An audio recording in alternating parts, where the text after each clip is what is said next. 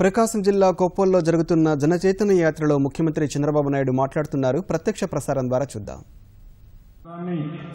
నమోదు చేయడానికి వచ్చాను.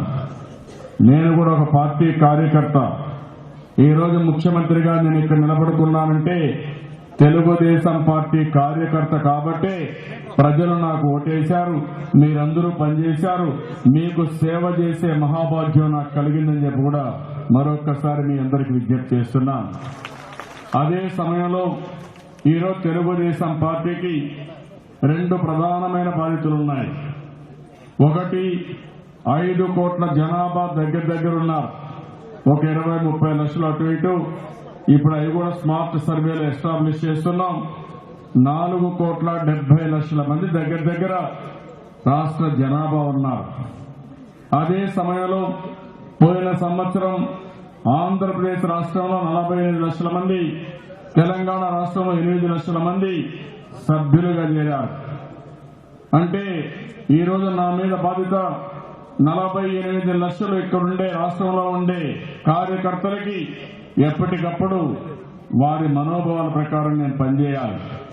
ఇంకొక పక్కన మీరు చూస్తే ఎవరైతే ఈ రోజు రాష్ట్రంలో పెద్ద ఎత్తున నన్ను ఆశీర్వదించారో ఆ ప్రజల యొక్క జీవితాల్లో వెలుగు తీసుకురావాల్సిన అవసరం నా మీద ఉందని చెప్పి కూడా నేను మీకు తెలియజేసుకుంటున్నాను. అయితే మీలో కూడా ఒక చైతన్యం అవసరం. ఈ రోజు మనందరం కూడా ఓట్లేసాం, కానీ ఎన్నోసార్లు వేస్తున్నాం. కానీ ఏ ప్రభుత్వం మీకు మేలు చేసిందో ఆత్మసాక్షిగా ఒకసారి ఆలోచించుకోవాల్సిన అవసరం ఉంది.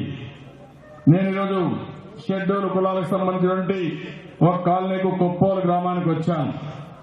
ఇక్కడ వచ్చినప్పుడు ఈ గ్రామాన్ని చూస్తే చాలా ఇప్పుడే చెప్పారు. నేను దారిలో వస్తూ ఒక 5-6 మందితో మాట్లాడుతూ వచ్చాను. ఒక వృద్ధ మహిళ, 3 పిల్లలు, పేరు ఉమా. నేను ఇంట్లోకి వెళ్ళాను, నడవలేదు. కానీ హుషారుగా ఆవిడతో నేను అడిగాను, ఒక మాట అడిగాను, మీకు 1000 రూపాయలు వస్తా ఉందా అని అడిగాను. వస్తుందని చెప్పింది. రెండోది, ఈ 1000 రూపాయలు ఇచ్చేటప్పుడు ఎవరైనా అవకతవకలకు పాల్పడుతున్నారా, దీంట్లో కూడా ఎవరైనా కమిషన్లు మింగేస్తున్నారంటే కాదు, 100% వస్తా ఉంది. మొదలు తారీఖుని మా ఇంటికి తీసుకొచ్చి ఈ 1000 రూపాయలు ఇస్తున్నారని చెప్పి ఆ మహిళ చెప్పింది. ఎంతమంది పిల్లలని అడిగాను. 3 పిల్లలు. మీ పిల్లలు మీకు భోజనం పెట్టరంటే ఎప్పుడో ఒకసారి పెడతారు. మీరిచ్చిన 1000 రూపాయల వల్ల నేను ఆత్మ గౌరవంతో బతుకుతున్నాను. నా మందులు నేనే కొనుక్కుంటున్నాను. నా జీవితంలో ఎప్పుడు మర్చిపోలేను. మా పిల్లలు చేయలేని పని మీరు చేశారని చెప్పినప్పుడు నా జీవితం చరితార్థమైంది, సార్థకమైంది. ఇదే నేను రాజకీయాల్లో కోరుకుంటున్నా. అదే ఆ మహిళ ఒకవేళగా నేను ఈ పెన్షన్ ఇవ్వకపోతే, పిల్లలు సరిగా తిండి పెట్టకపోతే అర్ధాకలితో ఆ వయసులో బాధపడేది. అలాంటి సమస్యలు పరిష్కారం చేశారన్న తృప్తి నాకుందని చెప్పి కూడా నేను మీకు తెలియజేస్తున్నా. అదే మరిగా దారిలో వస్తూ చాలా మందితో మాట్లాడాను. ఇప్పుడే రైతుల దగ్గరికి వచ్చారు. రైతులతో ఒక మాట మాట్లాడాను. ఈ రోజు మీరు ఈ శనగ విత్తనాలు ఇస్తున్నారు. మామూలుగా అయితే ఎక్కువ రేటు ఉండేది. ఇప్పుడు మీరంతా కూడా వేలి ముద్రలు వేసుకుని శనగ ఎంతుందో తక్కువ ధరకి ఇస్తున్నారు. ఇందులో ఏమాత్రం అవకతవకలు లేవు. ఎవరు అయితే అర్హులున్నారో వారికే వస్తుందని చెప్పి ఇప్పుడు చెప్పినప్పుడు నేను చాలా గర్వపడ్డా, ఆనందపడ్డా. రైతుకు ఇబ్బంది లేకుండా విత్తనాలు సరఫరా చేసిన దానికి నేను ఎంతో ఆనందపడుతున్నానని చెప్పి కూడా నేను మీకు తెలియజేస్తున్నా. అదే సమయంలో పక్కకు వచ్చాను. ఒక మహిళ కుట్టు మిషన్ తీసుకుని మీరు మాకు కుట్టు మిషన్ ఇచ్చారు. అదే మరిగా దీనిపైన 50% సబ్సిడీ అన్ని వచ్చాయి. ఈ రోజు ఈ కుట్టు మిషన్ వల్ల నెలకు 10,000 రూపాయలు సంపాదించుకుంటున్నానని ఆ మహిళ చెప్పినప్పుడు నాకు ఒక ఆత్మవిశ్వాసం కలిగింది.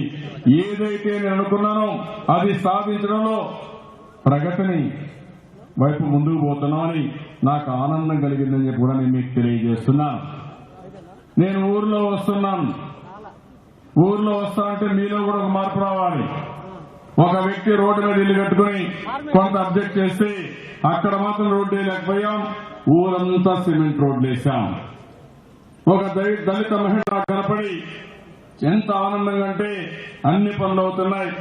ఒకప్పుడు బురదలో తిరిగేవడం, ఈ రోజు బురదలో తిరిగే పని లేకుండా బ్రహ్మాండంగా రోడ్లైనాయని ఆనందపడే పరిస్థితి వచ్చిందంటే అది నేను కోరుకున్న ప్రగతి అని చెప్పి కూడా నేను మీకు తెలియజేస్తున్నా. ఒక దళిత ఆడబిడ్డ, చిన్న పాప, ఆ ఆడబిడ్డ వచ్చి నేను దారిలో వస్తా ఉంటే తెలుగుదేశం జెండాలన్నీ కట్టుకుని ఒళ్ళుకంతా నాకు స్వాగతం పలికే పరిస్థితి వచ్చిందంటే ఎంత అభిమానం ఉందో దీన్ని బట్టి అర్థమవుతుంది. ఇప్పుడే ఒక యాదవ ఆడబిడ్డ, మగపిల్లవాడు, ఎప్పటి నుంచో పుట్టుకతోనే డెఫ్ గా పుడితే అతనికి ఆపరేషన్ చేయాల్సి వస్తే 5,20,000 రూపాయలు సీఎం రిలీఫ్ ఫండ్ ఇస్తే అతనికి ఆపరేషన్ చేసి అప్పుల పాలు కాకుండా అతను కాపాడుకోగలిగా. అదే నేను కోరుకునే ప్రగతి, అదే నేను మీకు అందించే వికాసం అని చెప్పి కూడా నేను మీకు తెలియజేస్తున్నా. ఇవి కొన్ని ఎగ్జాంపుల్స్ మాత్రమే. ఈ రోజు మీరు ఒక్కసారి గుర్తుపెట్టుకోవాల్సిన అవసరం ఉంది. ఎన్నో కార్యక్రమాలు చేశాం. ఈ రోజు మీరు ఒకసారి చూస్తే రైతులు అప్పుల్లో ఉంటే ఆ అప్పుల పాల నుంచి మిమ్మల్ని పైకి తేవడానికి 24,000 కోట్ల రూపాయలు రుణ విముక్తి చేసిన ఏకైక ప్రభుత్వం భారతదేశంలో ఒక్క తెలుగుదేశం ప్రభుత్వం తప్ప ఎప్పుడూ ఎక్కడా జరగలేదు. ఇది వాస్తవం. మా ఆడబిడ్డలున్నారు, డాక్రా సంఘాలు పెట్టాం, నేనే పెట్టాను. ఈ ఊర్లో కూడా చాలా మంది 1,250 మంది ఇదే డాక్రా సంఘాల్లో మెంబర్లుగా ఉన్నారు. నేను ఆలోచించి అప్పుడు పాలైతే ఒక్కొక్క మెంబర్కి 10,000 రూపాయలు రుణమాఫీ ఇచ్చాను. అందులో 3,000 మునిపే ఇచ్చాను. అదే మరి వడ్డీ మాఫీ చేశాను. ఈ రోజు మళ్లీ ఆర్థిక ఇబ్బందులు ఉన్నప్పటికీ మళ్ళా మీ అందరికీ 3,000 రూపాయలు ఇచ్చి అవసరమైతే మీకు ఇబ్బందులుంటే మీ సొంతం కూడా ఖర్చు పెట్టుకోమని ఈ రోజు దానికి కూడా ప్రారంభోత్సవం చేస్తున్నారని చెప్పి కూడా నేను మీకు తెలియజేస్తున్నా. 2,500 కోట్లు ఇస్తున్నాం. నేను అడుగుతున్నా, ఎప్పుడైనా ఊహించారని మిమ్మల్ని? ఇలాంటి కార్యక్రమాలతో ఈ రోజు ప్రభుత్వం ముందుకు పోతున్నాం. ఈ రోజు ఈ కార్యక్రమంలో చూడండి, మరుగుదొడ్ల నిర్మాణం దగ్గర 403 మందికి మరుగుదొడ్లు ఇచ్చారు. అంటే ఈ రోజు ఒక ఎస్సీలకి 305 ఇచ్చారు. పెన్షన్లు చూస్తే 206 పెన్షన్లు ఈ గ్రామంలో కొత్తగా ఇచ్చాము. మొత్తం కలిసి ఇప్పుడు చూస్తే 823 పెన్షన్లు వస్తున్నాయి. రేషన్ కార్డులు కొత్తగా 404 ఇచ్చాం. ఇంతవరకు 1,231 ఉన్నాయి. మొత్తం ఈ గ్రామంలో, కొప్పోలు గ్రామంలో 9-10 డివిజన్లో 3,15,00,000 ఖర్చు పెట్టి 21 రోడ్లు వేసుకున్నాం, 10 డ్రైన్లు వేసుకున్నాం, 5 పైప్ లైన్లు, ఒక కాంపౌండ్ వాల్ కూడా నిర్మాణం చేసుకున్నాం. దీపం కనెక్షన్ కింద అందరికీ ఇచ్చాం. 188 మందికి ఈ రోజు ఇవ్వడం జరిగింది. ఎన్ఎఫ్బిఎస్ కింద 29 మందికి ఆర్థిక సహాయం చేశాం. 62 మందికి కొళాయిలు శాంక్షన్ చేశాం. పండ్ల మొక్కలు 1800 మందికి ఇచ్చి రోడ్డు పక్కన 6,700 చెట్లు పెట్టాం. ఈ ఊర్లో మీరు చూస్తే రైతు రుణమాఫీ కింద 621 మందికి 3,02,00,000 ఇచ్చాం. ఎన్టీఆర్ స్వగృహం కింద 36 మందికి ఎంపిక చేశాం.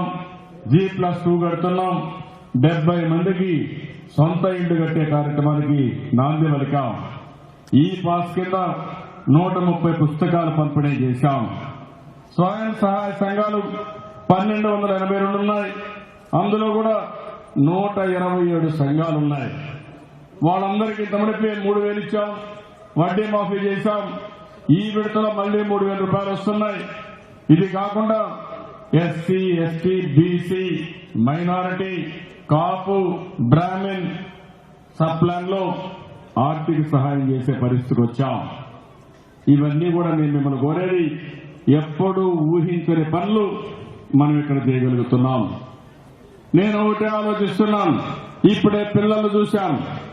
నేను ఎంత గర్వపడుతున్నాను. దారిలో వస్తామంటే పిల్లలు బ్రహ్మాండంగా ప్లే కార్డ్స్ పట్టుకున్నారు, పట్టసీమ సాధించారని, అదే మరిగా రాష్ట్రాన్ని బ్రహ్మాండంగా అభివృద్ధి చేస్తున్నారని, అదే మరిగా వాళ్ళు చూస్తే అనేక రకాలుగా ప్రభుత్వం చేసినట్లని డెమాన్స్ట్రేట్ చేసే పరిస్థితికి వచ్చారు. ఇది ఒక చైతన్యం. నేను ఒకటే కోరుకుంటున్నాను మీ దగ్గర నుంచి, ఒకటి అభివృద్ధి కార్యక్రమాలు పెద్ద ఎత్తున చేయాలని, పట్టణాల్లో ఉపాధి కల్పించాలని, పల్లెటూరులో కూడా పట్టణాల్లో ఉండే సౌకర్యాలు పల్లెటూరు రావాలని, రోడ్లు గాని కరెంటు గాని ఈ రోజు మీరు చూస్తే చరిత్రలో ఎప్పుడూ చేయని విధంగా 2 సంవత్సరాల్లో ఇప్పటికే 7,500 కిలోమీటర్లు సిమెంట్ రోడ్లు మురికాలువ కట్టామంటే ఇది భారతదేశంలో ఎక్కడా జరగని కార్యక్రమం ఒక ఆంధ్రప్రదేశ్ లో జరిగిందని చెప్పి కూడా నేను మీకు తెలియజేస్తున్నా.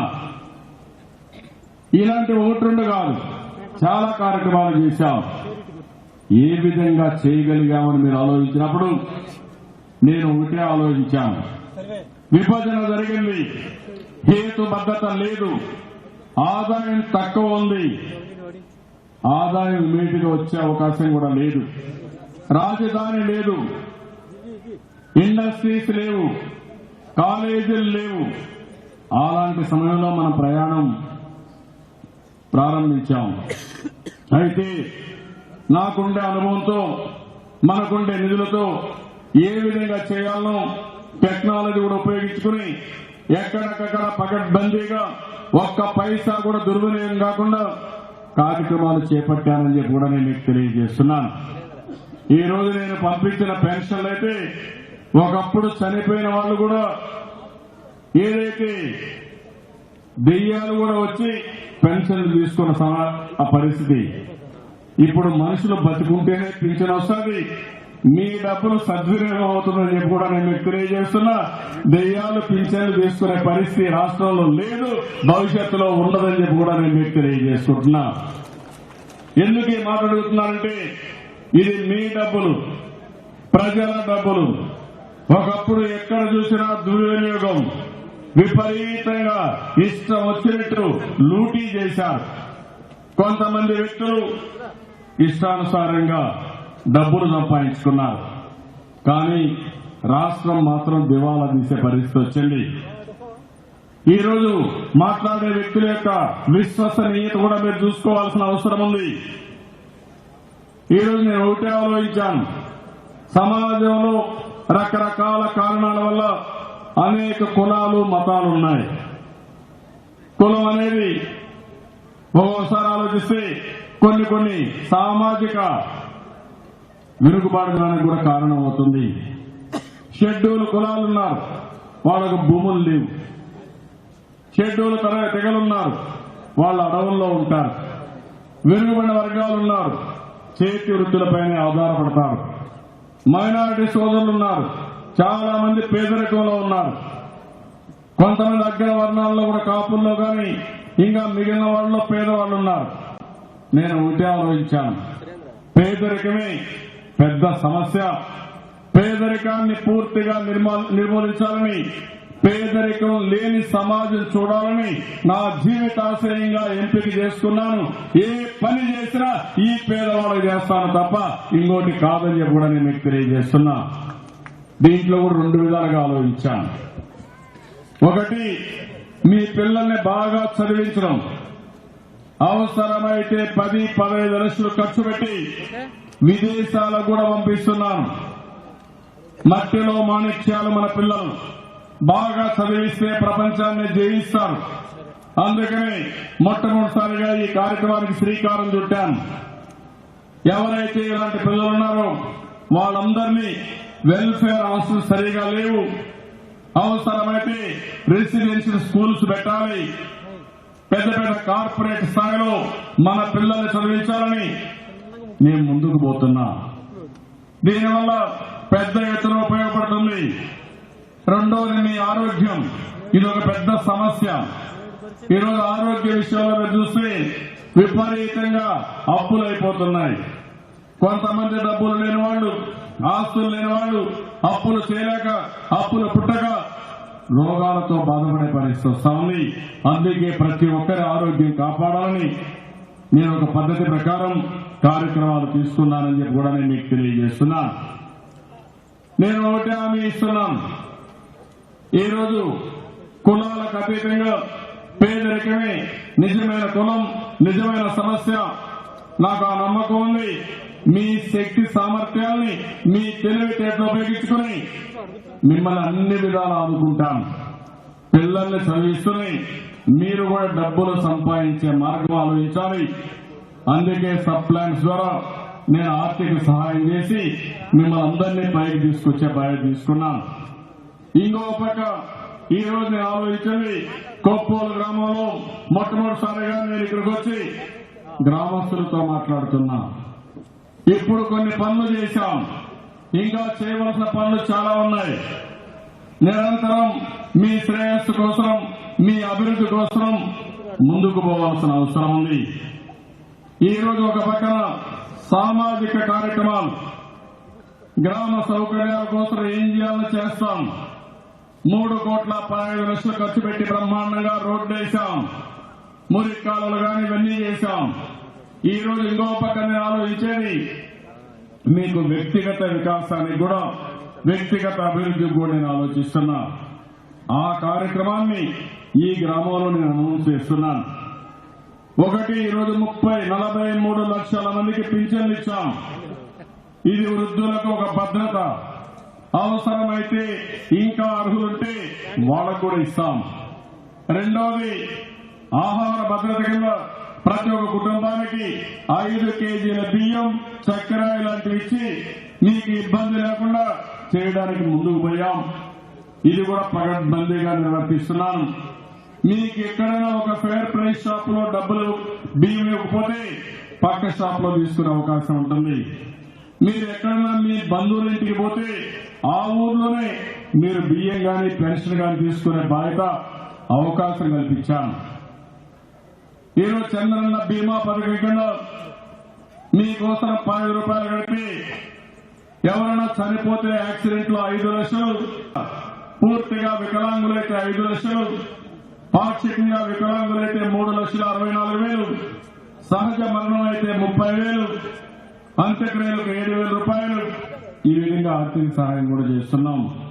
పిల్లల చదువుకి ఇద్దరికి 1,200 రూపాయలు డబ్బులిచ్చే కార్యక్రమానికి శ్రీకారం చుట్టాం. కరెంటు విషయం మీరు చూశారు. కరెంటు ఎక్కడా కొరత లేకుండా చేశాం. ఒకప్పుడు కరెంటు వచ్చేది కాదు. ప్రతి ఒక్క ఇంటికి కరెంటు ఇచ్చాం. నాణ్యమైన కరెంటు వస్తుంది. భవిష్యత్తులో ఇబ్బంది లేకుండా చేస్తాం. ఇంకో పక్క మీరు కూడా ఆలోచించిన కరెంటు వచ్చింది కాబట్టి ఇచ్చిన వాళ్ళని మర్చిపోయి, గడిచిన చరిత్ర మర్చిపోతే మళ్ళా మీలో కూడా అది వాస్తవం కాదు, కరెక్ట్ కాదు. అదే మరి ఎస్సీలకు 50 యూనిట్ల కరెంటు ఉచితంగా ఇస్తున్నాం. అదే మరి కరెంటు భద్రత ఇప్పిస్తాం. రాబోయే జూన్ 2వ తారీఖుకి రాష్ట్రంలో ఎవరైతే ఉన్నారో అందరికీ దీపం కింద వంట గ్యాస్ ఇప్పిస్తాను. నేను ఒకటే ఆలోచించాను. నేను ఇప్పుడు కాదు, 15 సంవత్సరాల కంటే ముందే ఆలోచించి, మా తల్లి కష్టపడేది, వంట చేయాలంటే కట్టెల పొయ్యిలో ఎంతో ఇబ్బంది పడేది. అందుకే ఆ రోజు ప్రతి ఒక్క ఇంటికి వంట గ్యాస్ ఇవ్వాలని ఆ రోజు దీపం కార్యక్రమం పెట్టాను. ఈ రోజు హామీ ఇస్తున్నా, దీపం కింద 100% కనెక్షన్లు ఇచ్చి ఏ ఆడబిడ్డ కూడా కష్టపడకుండా వంట చేసుకునే కార్యక్రమానికి శ్రీకారం చుడతానని చెప్పి కూడా నేను మీకు తెలియజేస్తున్నాను. నీళ్లు కావాలి, తాగడానికి నీళ్లు కావాలి, వ్యవసాయానికి నీళ్లు కావాలి, అదే మరి ఇండస్ట్రీకి నీళ్లు కావాలి. ఈ త్రాగునీటి బాధ్యత, నాణ్యమైన నీళ్లు ఇస్తాం. ఈ జిల్లాలో కొన్ని నియోజకవర్గాల్లో త్రాగునీటి సమస్య ఉంది, ఫ్లోరైడ్ ఉంది. దానిపై కూడా ప్రత్యేక శ్రద్ధ పెడతాను. నీటి భద్రత ఉంటుంది. ఇల్లు అనేది ఒక భద్రత. ఈరోజు ఒక ఇల్లు ఉంటే మీకు ఒక ఆనందం ఉంటుంది, సొంత ఇంట్లో ఉన్నామని తృప్తి ఉంటుంది. అందుకే ఇల్లు లేని వారికి ఎవరికైనా సరే ఇల్లు కట్టే కార్యక్రమం చేస్తాను. ఈ సంవత్సరం 5 లక్షల ఇళ్లకు శ్రీకారం చుట్టాం. అది కూడా నాణ్యమైన ఇళ్లు కడతాం. పట్టణ ప్రాంతాల్లో 1-4-5 ఫ్లోర్లో కూడా పెట్టి బాగా కట్టడం, గ్రామీణ ప్రాంతాల్లో అయితే అక్కడ ఉండే పరిస్థితులు బట్టి ఇండివిజువల్ ఇల్లు కూడా కట్టిస్తాం. అదే మన నాగరిక ప్రపంచంలో మరుగుదొడ్డి ఉండాలి. ఆడబిడ్డల ఆత్మగౌరవం మరుగుదొడ్డి. ఈరోజు రోడ్డు పక్క పోవడం, వాహనాలు వస్తా ఉంటే చాలా ఇబ్బంది పడడం, లేదంటే పొలాలు వెంట పోవడం, ఇది అనాగరికం. ప్రతి ఒక్క ఇంటికి ఇస్తాం. మీ ఆరోగ్యం బాగు చేసే బాధ్యత ఎవరికైనా బాగలేకపోతే ఎన్టీఆర్ వైద్య సేవ కింద 2,50,000 ఇస్తున్నాం. 1,050 రోగాలకు ఇస్తున్నాం. ఉచితంగా మీరు ఎక్కడికి పోయినా మీ పరీక్షలన్నీ ఉచితంగా చేసే బాధ్యత తీసుకున్నాం. ఆరోగ్య శాఖను ప్రక్షాళన చేస్తున్నాం. భవిష్యత్తులో మీ ఆరోగ్యాన్ని ఏ విధంగా కాపాడాలి, ఒకవేళ మీకు అనారోగ్యం రాకుండా ఏం చేయాలో అన్ని కూడా నేను ఆలోచిస్తున్నాను.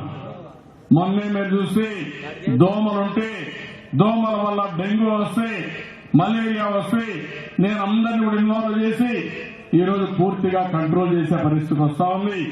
భవిష్యత్తులో ఈ రాష్ట్రంలో దోమలు లేని రాష్ట్రంగా అందరి ఆరోగ్యం బాగుండే విధంగా ఏమేం చేయాలన్నవి నేను చేస్తాను. మీ ఆరోగ్యం బాగుండాలంటే 1 పరిసరాలు పరిశుభ్రంగా ఉండాలి. తాగే నీళ్లు స్వచ్ఛమైన నీళ్లు ఉండాలి. తినే ఆహారం పౌష్టికాహారంగా ఉండాలి. అదే మరి మీ ఆలోచన విధానం కూడా సక్రమంగా ఉండాలి. అందుకే ఆనందంగా ఉండాలి. అలాంటి వాతావరణం కల్పిస్తాం. నేను ముందే చెప్పాను, మీ పిల్లల్ని చదివిస్తాం. ఏ చదువు చదవాలంటే చదువు చదివిస్తాం. వారి యొక్క తెలివితేటలు బట్టి బ్రహ్మాండంగా చదివించే బాధ్యత తీసుకుంటాం. అదే మరి 11వ పాయింట్ చూస్తే వ్యక్తిగత స్వేచ్ఛ ఎంత ముఖ్యమో వ్యక్తిగత భద్రత కూడా అంతే ముఖ్యం. ఆడబిడ్డ ఇంట్లో నుంచి బయటపోతే తిరిగి సురక్షితంగా వస్తుందని నమ్మకం లేనప్పుడు ఎంత బాధ ఉంటుందో మీరే ఆలోచించాలి. నేను పాదయాత్ర చేశాను, సుదీర్ఘ పాదయాత్ర చేశాను. 2,811 కిలోమీటర్లు తిరిగాను. అనకాపల్లి టౌన్కి వెళ్తే ఒక ఆడబిడ్డ కొంగు కప్పుకుని ముఖానికి గడ్డంగా రాత్రి 2:30 గంటలకు వచ్చింది. ఏం తల్లి అని అడిగాను. ఆ అమ్మాయి చెప్పింది, మీరు ఏమీ చేయకపోయినా పర్వాలేదు, ఈరోజు సమాజంలో దుర్మార్గులు ఉన్నారు, మమ్మల్ని ఎక్కడికక్కడ మానభంగాలు గారి వెళ్లి జరుగుతున్నాయి. ఢిల్లీలో అభయ కేసు జరిగింది, మాకు భద్రత లేదు, మా ఆడబిడ్డ బయట పోతే, మా అమ్మాయి బయట పోతే ఇంటికి తిరిగి వస్తుందని నమ్మకం లేకుండా బాధపడుతున్నాం. మీరు శ్రద్ధ పెట్టండి, మమ్మల్ని కాపాడమని ఒక ఆడబిడ్డ రాత్రి 2:30 గంటలకు అడిగిందంటే ఎంత భయంకరమైన పరిస్థితులు మీరు ఆలోచించాలి. అందుకే వ్యక్తిగత రక్షణ ఉండాలి, ఆడబిడ్డలకు రక్షణ ఉండాలి. ఎవరైనా మగవాళ్ళు బయట పోయినా సురక్షితంగా ఆనందంగా ఇంటికి రావాలి. కక్షలు పోవాలి, రౌడీజం పోవాలి, కులాల పేరుతో, మతాల పేరుతో, ప్రాంతాల పేరుతో చిచ్చు పెట్టే వ్యవహారాలు పోవాలి. అది కూడా మీరు గుర్తుపెట్టుకోవాల్సిన అవసరం ఉంది. ఇది జరిగితే అప్పుడు నిజమైన వ్యక్తిగత రక్షణ ఉంటుంది, ఆనందంగా ఉంటాం. మనం చేసే పని మన కోసం, మన కుటుంబం కోసం, సమాజం కోసం ఉపయోగపడే పని ఉండాలి. అదే మరిగా మీకు నాలెడ్జ్ ఇవ్వడానికి, సమాచారం ఇవ్వడానికి, అది వ్యవసాయంలో గాని, ఆరోగ్యంలో గాని, వంటల విషయంలో గాని, విద్య విషయంలో గాని మీ ఇంటికే అందుబాటులో ఉండే విధంగా, మీ టీవీకే అందుబాటులో విధంగా ఫైబర్ గ్రిడ్ పెట్టాం. 15 MBPS ఇస్తాం. 149 రూపాయలు మీరు కడితే మొత్తం అన్ని టీవీలన్నీ ఫ్రీగా ఇస్తాం. అంతేకాదు, ఒకవేళ ఆడబిడ్డలు బయట పోతే మగవాళ్ళు కాఫీ పెట్టుకోవాలని తెలియకపోతే టీవీలో చూసి మీరు కాఫీ పెట్టుకునే పరిస్థితి వస్తుంది, బిర్యానీ కూడా తయారు చేసుకునే పరిస్థితి వస్తుంది. మీకు ఇబ్బంది లేనటువంటి టెక్నాలజీని ముందర పెడతాను. సినిమా కావాలంటే 2 టీవీలుంటే భార్యాభర్త వేరే వేరే సినిమాలు కూడా చూసుకుని రోజు ఒకే ఇంట్లో వస్తుంది, అందులో కూడా బాధ లేదు. ఇలాంటివన్నీ కూడా టెక్నాలజీస్ బయటకు వస్తున్నాయి, అలాంటివి కల్పిస్తాను. ఇంకో పక్క మీ ఆదాయాన్ని పెంచడానికి ఏవైతే పశువులకు కావాల్సిన దానా, కడాన గొర్రెలకు కావాల్సిన దానా కూడా 50% సబ్సిడీతో ఇస్తాను. పేదవాళ్ళకు ఉపయోగపడుతుంది. దానివల్ల మీ ఆదాయం పెరుగుతుంది. ప్రతి ఒక్కరికి ఈరోజు చూస్తే నరేగాలో ఉపాధి హామీలో 196 రూపాయలు ఇస్తున్నాం. ఇంకా కొంత వేస్తాం. ఉద్యోగాల కోసం నిన్నే మీరు చూశారు. ఈజ్ ఆఫ్ డూయింగ్ బిజినెస్ లో అంటే వ్యాపారాలు చేయాలనుకుంటే అనుకూలమైనటువంటి వాతావరణం ఉండే రాష్ట్రం భారతదేశంలోని ఆంధ్రప్రదేశ్ నంబర్ 1 రాష్ట్రమని మొత్తం గవర్నమెంట్ ఆఫ్ ఇండియా డిక్లేర్ చేశారంటే అది తెలుగుదేశం పరిపాలన విధానం అని చెప్పి కూడా నేను మీకు తెలియజేస్తున్నా. దీనివల్ల పోయిన సంవత్సరం 2వ ప్లేస్కి వచ్చాం. ఇబ్బందులు ఉన్నాయి. కానీ ఈ రోజు మనం నంబర్ 1 స్థానానికి వచ్చామంటే పెట్టుబడులు రావడానికి సునాయాసంగా వస్తాయి. ఎక్కడ చూసినా పోర్ట్లు, ఓడలు గాని అదే మాదిరిగా రోడ్లు గాని ఇలాంటి ఇన్ఫ్రాస్ట్రక్చర్ మనం చేసుకుంటాం. ఈ రోజు రాష్ట్రంలో భూములు ఇవ్వడానికి మనం సిద్ధంగా ఉన్నాం. అందుకే మీరు చూస్తే మొన్న రాజధాని కోసం రైతులు ముందుకొచ్చి 33,000 ఎకరాలు స్వచ్ఛందంగా ల్యాండ్ పూలింగ్ ఇచ్చారంటే వారిని మనస్ఫూర్తిగా అభినందిస్తున్నా, ధన్యవాదాలు తెలియజేసుకుంటున్నా. వాళ్ళు తెలివి తక్కువై కాదు, వాళ్ళు ఆలోచించారు. నేను 1 ఎకరా భూమి ఇస్తే 25-30% మళ్ళా నాకు తిరిగి ఇస్తే అభివృద్ధి చెందిన చేసిన భూమి ఇస్తే దీని విలువ 4-5 రెట్లు పెరుగుతుందనే ఉద్దేశంతో ఇచ్చారు. ఒక ఇండస్ట్రీ వస్తే దాని విలువ పెరుగుతుంది, పక్కనుండే భూముల విలువ పెరుగుతుంది. ఒక రోడ్డు వస్తే ఆ పక్కనుండే భూముల విలువ పెరుగుతుంది. ఇంకో పక్క ఒక టౌన్ లో ఒక ఎక్స్పాన్షన్ వస్తే ఆ ప్రాంతం అంతా కూడా భూముల విలువ పెరుగుతుంది. ఈ విషయం మీరు గుర్తుపెట్టుకోవాలి. తొందరలోనే రాయలసీమకి ఒక రోడ్డు వేస్తున్నాం. ఆ రోడ్డు ఈ యొక్క ప్రకాశం జిల్లా నుంచి పోతుంది. 550 కిలోమీటర్లు స్ట్రైట్ రోడ్డు, ఎక్స్ప్రెస్ రోడ్డు బెంగళూరుకి, అనంతపూర్కి, కర్నూలుకి, కడప పోవడానికి ఈ ప్రకాశం ద్వారానే ఇస్తున్నామని చెప్పి కూడా నేను మీకు తెలియజేస్తున్నాను. ఏదైతే అభివృద్ధిలు వస్తాయి, అభివృద్ధి జరిగితే ఉపాధి వస్తుంది, సంపద వస్తుంది, ప్రభుత్వానికి ఆదాయం వస్తుంది. దానికి కూడా శ్రీకారం చుట్టాం. మన దగ్గర కరెంట్ ఉంది, తీర ప్రాంతం ఉంది, భూమి ఇచ్చే మనస్తత్వం ఉంది, మంచినీళ్లు ఉన్నాయి. ఇవన్నీ ఉపయోగించుకుని ఉద్యోగాలకు ఎక్కువ ప్రాధాన్యత ఇస్తాను. వాళ్ళందరిలో నైపుణ్యం పెంచుతాను. చదువు కూడా ప్రాధాన్యత ఇచ్చి ముందుకు తీసుకెళ్తాం. ఇవన్నీ చేసి నేను ఒకటే ఆలోచించాను. ప్రతి ఒక్క కుటుంబానికి ఇప్పుడు ఇచ్చే వస్తువుల మీద చూశాను. నేను పెన్షన్ ఇచ్చాను, బియ్యం ఇస్తున్నాం, బీమా ఇస్తున్నాం, కరెంట్ ఇస్తున్నాం, గ్యాస్ ఇస్తున్నాం, మంచినీళ్ళు ఇస్తున్నాం, ఇల్లు ఇస్తున్నాం, మరుగుదొడ్డి ఇస్తున్నాం. ఇంకో పక్క ఆరోగ్యంతో సహాయం చేస్తున్నాం, చదువు ఉచితంగా చెప్పిస్తున్నాం, వ్యక్తిగత రక్షణ కోసం పాటుపడుతున్నాం. 149 రూపాయలకే ఫైబర్ గిట్ చేస్తున్నాం. 50% దానా తీసుకొచ్చి ఉద్యోగాలన్నీ కల్పించి మళ్లీ ఒకటి ఆలోచించాం. ప్రతి ఒక్క పేద కుటుంబం కోసం ఒక సర్వే చేశాం. మొన్నే 4 కోట్ల మంది సర్వే అంతా పూర్తి చేశారు. ఇప్పుడు నా దగ్గర డేటా అంతా ఉంది. ఇంకా కొద్దిగా పూర్తి చేసుకుంటే పర్ఫెక్ట్ డేటా వస్తుంది. ఏ వ్యక్తి ఆదాయం ఎంత వస్తా ఉంది, ఏ వ్యక్తి ఏం పని చేసుకుంటున్నారు, ఎవరెవరికి ఏ అవసరాలు ఉన్నాయో అవన్నీ కూడా స్టడీ చేసుకుని ఎక్కడన్నా కింది స్థాయిలో కొంతమంది మీకు ఇవ్వకపోయినా నేరుగా పింఛన్ అర్హత ఉంటే పింఛన్ ఇవ్వడం, బియ్యం అర్హత ఉంటే బియ్యం ఇవ్వడం, ఎవరికి ఏ ఇబ్బంది లేని పరిపాలనకు నేను శ్రీకారం చుడతానని చెప్పి కూడా నేను మీకు తెలియజేస్తున్నా. మీరు కూడా సహకరించాలి. ఈ రోజు ఇవన్నీ చేయగలిగామంటే ఒక పద్ధతి ప్రకారం చేశాం.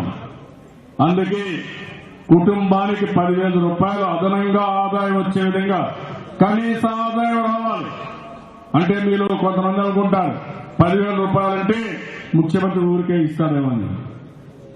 ఊరికే ఒకసారి ఇస్తే మీరు అది ఖర్చు పెట్టుకుంటే ఇప్పుడు 10,000 రూపాయలు ఇస్తున్నాం, మీరు ఖర్చు పెట్టేసుకుంటే అయిపోతుంది.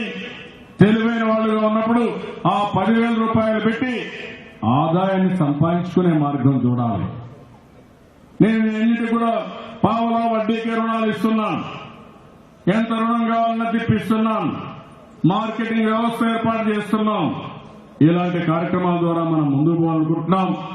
ఇది చేసి మీకు అందరికి కూడా ఒక ప్రశాంతమైన వాతావరణం, పీస్ ఉండాలి, ఆనందం ఉండాలి. అది ఎప్పుడు జరుగుతుందంటే మీకు ఈ విషయాల్లో భద్రత ఉన్నప్పుడే జరుగుతుందని చెప్పి కూడా నేను మీకు తెలియజేస్తున్నాను. ఈ కార్యక్రమం ఈరోజు కొప్పోల్లో మొట్టమొదటిసారి అనౌన్స్ చేయడం నా జీవితంలో చాలా ఆనందంగా ఉంది. ఒక ఒంగోలు టౌన్ లో ఉన్న ఒక వెనుకబడిన ప్రాంతం, షెడ్యూల్ కులాలు ఎక్కువ ఉండే ఈ ప్రాంతంలో ఈ స్కీమ్ అనౌన్స్ చేయడం నా పూర్వజన్మ సుకృతంగా నేను భావిస్తున్నానని చెప్పి కూడా నేను మీకు తెలియజేస్తున్నాను.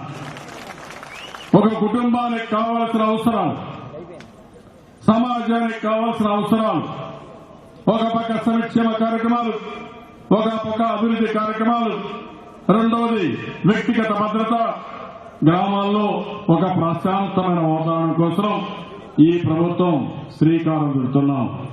నేను అందుకని చాలా గర్వపడుతున్నా, సంతోషపడుతున్నా. అదే సమయంలో ఇక్కడ ఉండే మిమ్మల్ని అందరినీ ఒకటే కోరుతున్నాను.